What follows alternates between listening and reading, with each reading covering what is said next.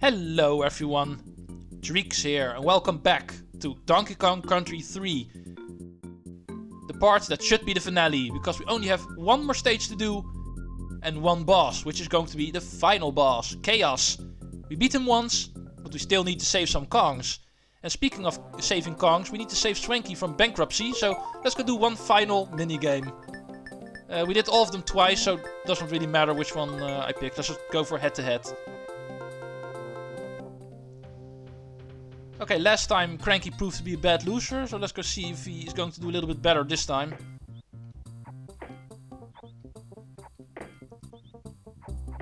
But anyway, let's use this minigame that we've already seen way too many times in order to close off this project. KAOS, the robot that is in service of the Kremlings, who kidnapped Donkey Kong and Diddy Kong after Donkey Kong Country 2, where the Kremlings decided we need to kidnap Donkey Kong because he's way too good for us. After the events of Donkey Kong Country 2, they decided Diddy's also way too good for us, we also need to kidnap him. The whole reason why both of them are kidnapped in this game. But that robot, after beating him in Mechanos, he fled to this castle over here, and we're getting near it. Only a poisonous pipeline in between us. And this poisonous pipeline is interesting. I actually need to explain the controls here, because of you guys not holding the controller, you're not really feeling this, but this poisonous pipeline actually has reversed controls. Left is right and right is left. Right now I'm swimming to the right, but I need to hold left in order to do it. This stage is very confusing and is definitely a control challenge. I must say that up and down are still the same. You can always hold up while swimming in order to go up faster and descend slower. And the same deal with holding down. If you hold down while going down, you will go down faster. Or you will go up slower if you're going up. That is actually still the same. Only the left and right controls are reversed.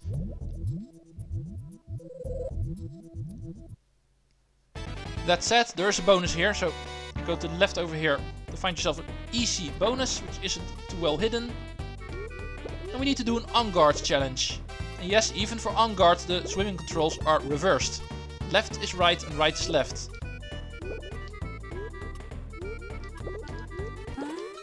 Usually I think this is not that big of a challenge. It is supposed to be pretty hard. The whole reason why it's the final regular stage in this game. But I always feel when it comes to this stage, the moment you're actually used to the fact you actually need to hold the other way in order to go a certain direction. This is actually something you get used to pretty quickly, I've noticed. So usually I'm not too bothered by this gimmick, but it is still a pretty interesting gimmick. It's unfortunate they never really implemented this on land, that they only worked with this underwater, only changing up the swimming controls. Because changing up the controls while platforming normally, just on land, it also would have been interesting, but unfortunately they never did. Can already give away even in the Lost World, where the extra, even more difficult stages are, even there they never do that. So reversing controls on the water is the only thing we're going to meet when it comes to screwing around with our controls. Okay, N-guard ends here. You can only have N-guard with you if you've entered the bonus, because the stage won't give him to you normally. Only in the bonus you can get him. But no matter what, you lose him here. And speaking of losing, I actually lost a Kong, so I only have one hit. But usually, like I mentioned, this stage does not give me too much trouble. It's definitely not as challenging as Coin Dozer Clamber was. That one should have been the final stage, I feel. I'm pretty sure every single time I play this game, I die at Coin Dozer Clamber more than in this stage.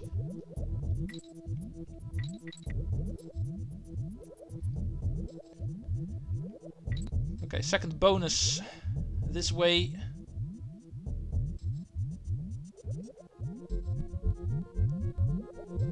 Be careful, because a lot of urchins, which are also moving, making it extra difficult to see them coming.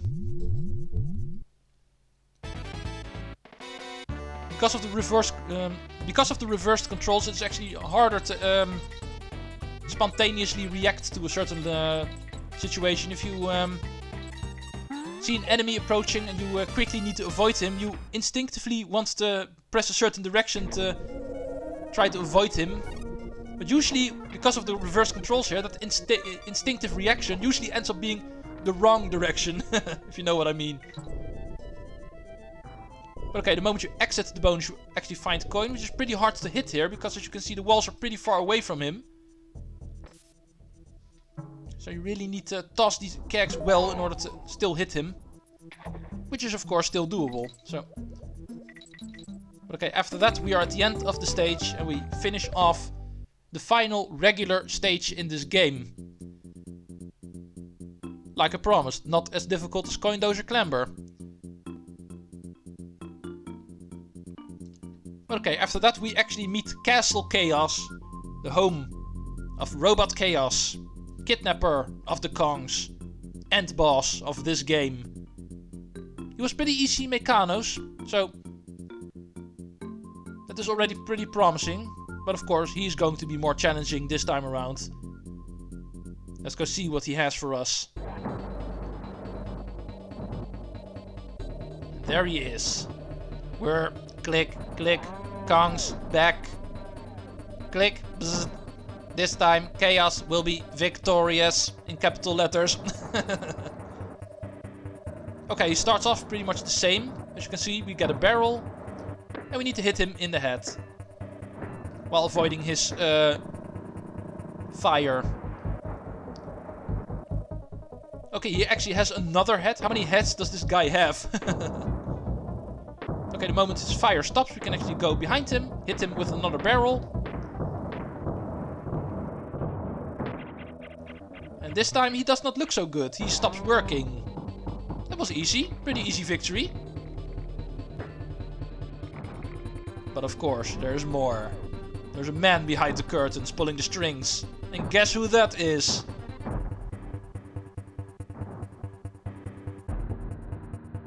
Oh no!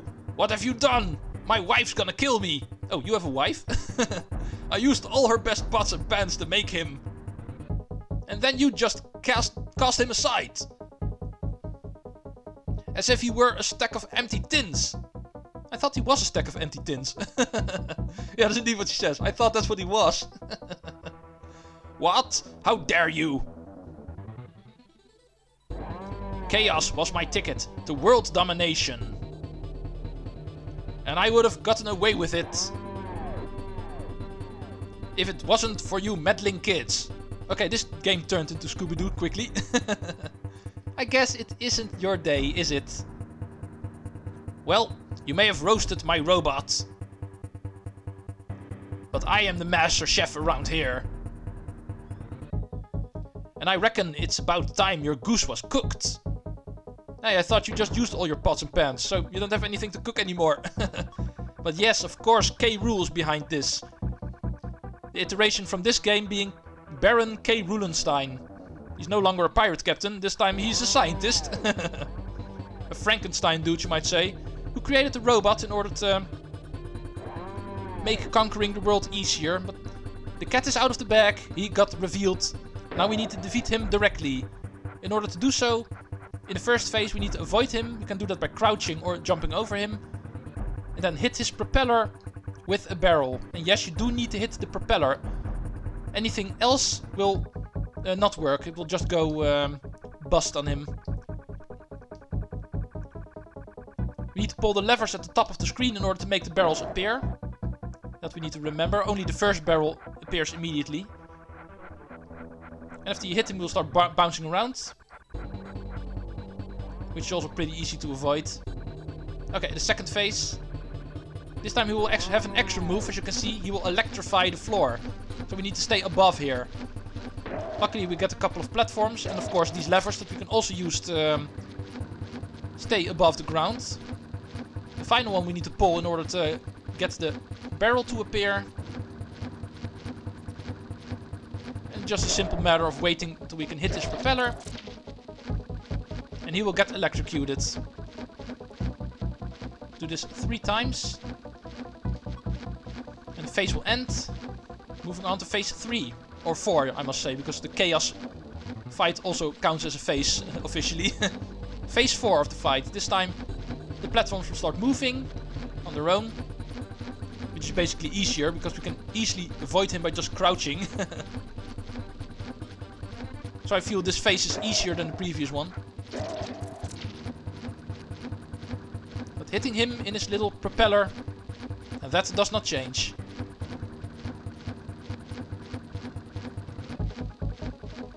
He's not even trying to fight us, he just floats around there, he does nothing. Which I always thought was pretty interesting about this fight. He basically, throughout this entire fight, does nothing but float around and try to hit us with alternative weapons, like these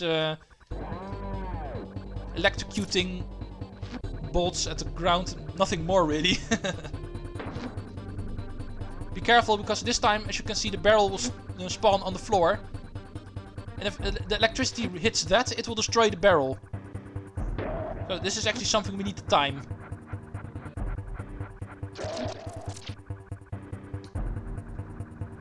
But even this should not be too difficult. As you can see, it's always the same amount of time that is in between lightning bolts. Even that is pretty easy to predict when it is safe and when it is not. And after 3 more hits, and that should be it. Bam!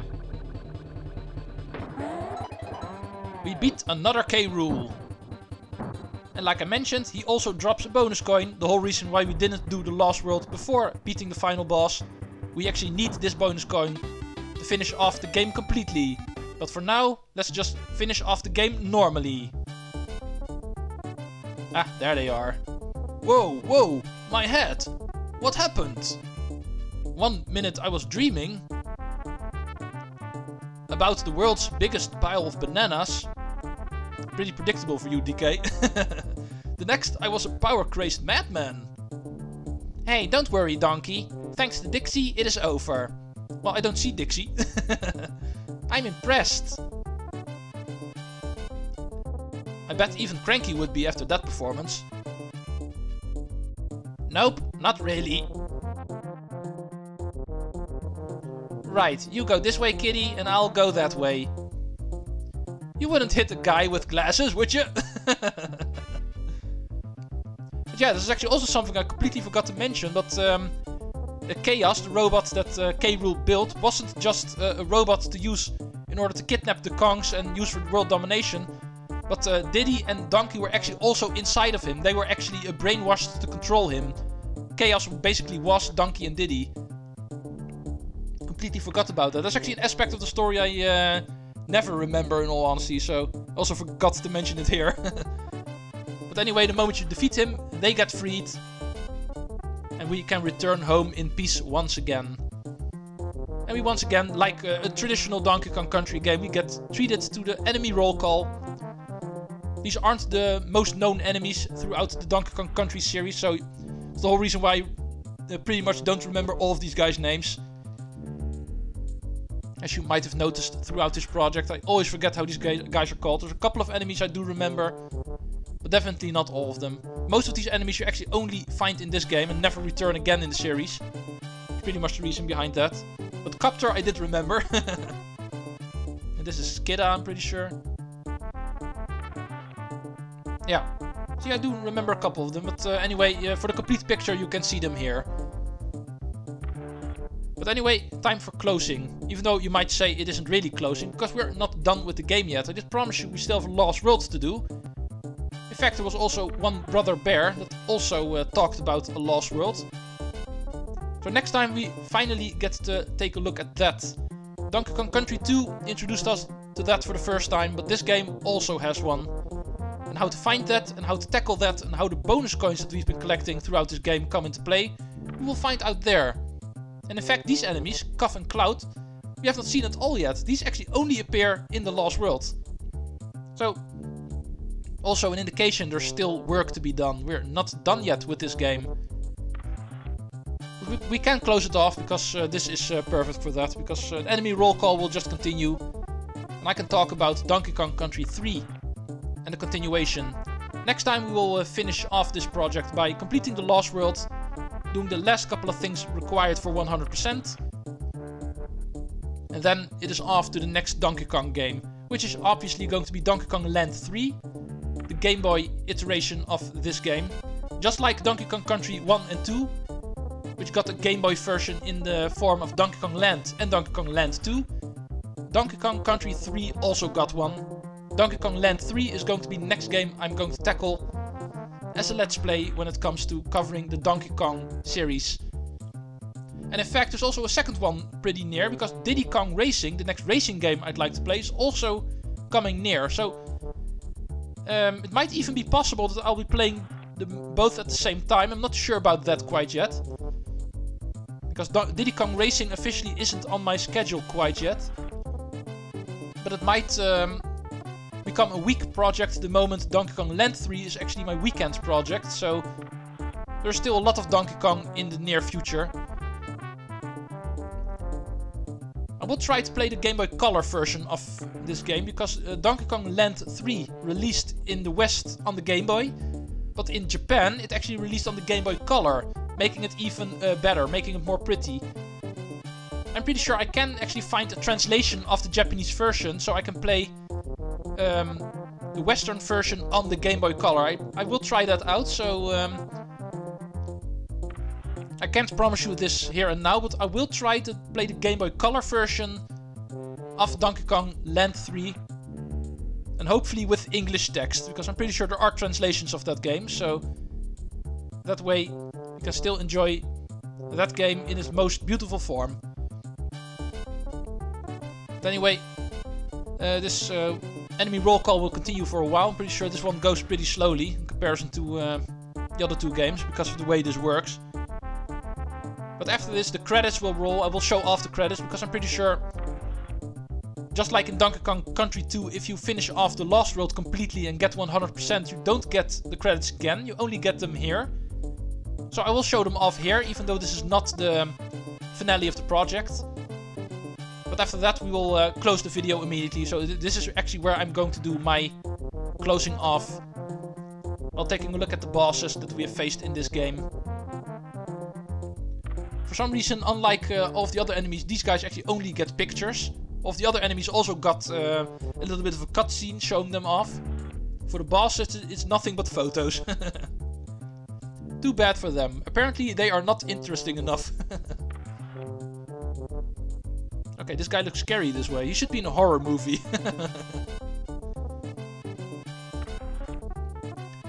Barbos. Was he the only boss that actually killed me? I can't remember dying to... oh no, I died to Eric too. Eric also killed me twice even, I think, so... Never mind that statement. And here we have Baron K. Rulenstein. King K. Rool in the first game, Captain K. Rool in the second, and Baron K. Rulenstein in the third. Because why would you have the same character in a certain game and actually call him the same name every single time? Why would you do that? But we're not rid of him, of course. We're going to meet him a second time. This is just to complete the normal game. There is still more to clear. The Lost World coming up next time. While taking a look at the animal buddies of this game. Ellie and Perry being new. On Guard being the only one who appears in every single game in the same form. Squawks obviously also appears in all three games, but in the first game he has a different function. He functions as the blinding light. And it isn't until the second game where he actually becomes a flying mechanic. While taking a look at the Brothers Bear, who also helped us in this game. Bazaar and Barnacle. Barnacle sounds like someone who needs to be in an underwater world. Brash and Blunder.